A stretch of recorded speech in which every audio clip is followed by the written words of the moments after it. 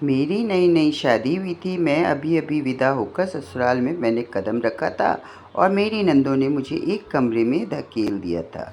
धड़कते हुए दिल से मैं कमरे में पहुंची, पर वहां किसी और को देखकर दिल धक से रह गया। यहाँ पर मेरे पति को होना चाहिए, पर किसी और को देखकर मेरी सिट्टी पिट्टी गुम हो गई। क्या करूं, चिल्लाऊं या सबको इकट्ठा कर दूं?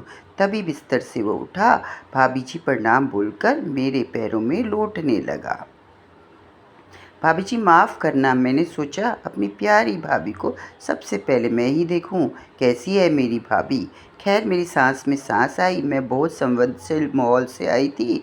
मुझे किसी तरह का मजाक बिल्कुल पसंद नहीं था, पर यह नखरे दिखाने का समय भी नहीं था। खैर थोड़ी देर बाद मेरा दूल्हा आया, बोला इसका बुरा नहीं मानना, यह तो मेरा प्यारा भाई है, अभी भी पढ़ाई करके विदेश से लौटा है, तुमने इसे देखा भी नहीं था।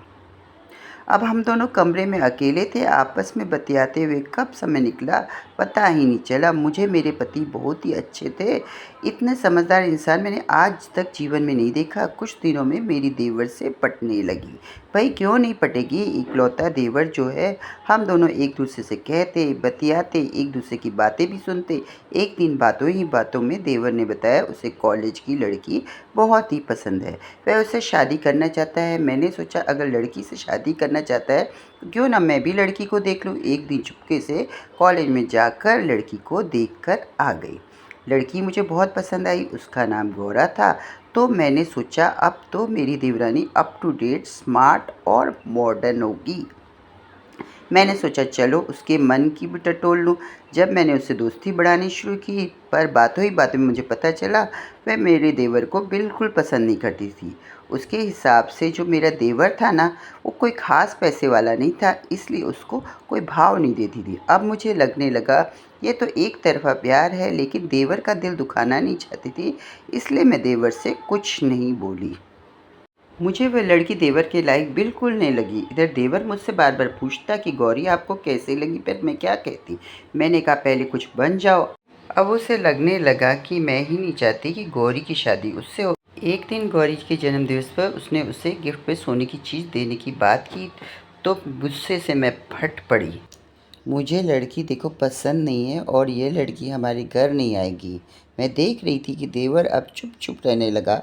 हमेशा वह खोया खोया रहता और वह कॉलेज भी जाने लगा। एक दिन अचानक गौरा मेरे घर आई, बोली मेरा रिश्ता कहीं हो गया है, वह लोग बहुत अमीर हैं, आप लोग मेरी शादी में ज़रूर आना।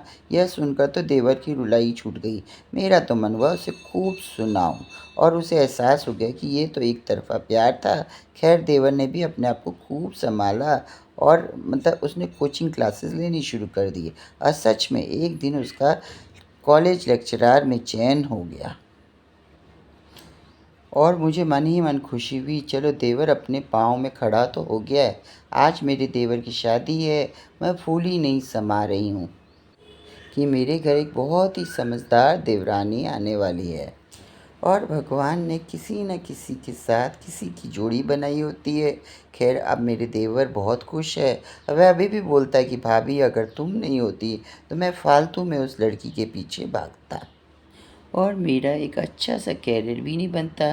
किसी से भी प्यार करो, अगर वह दो तरफ़ा प्यार है तभी वह प्यार सक्सेसफुल रहता है।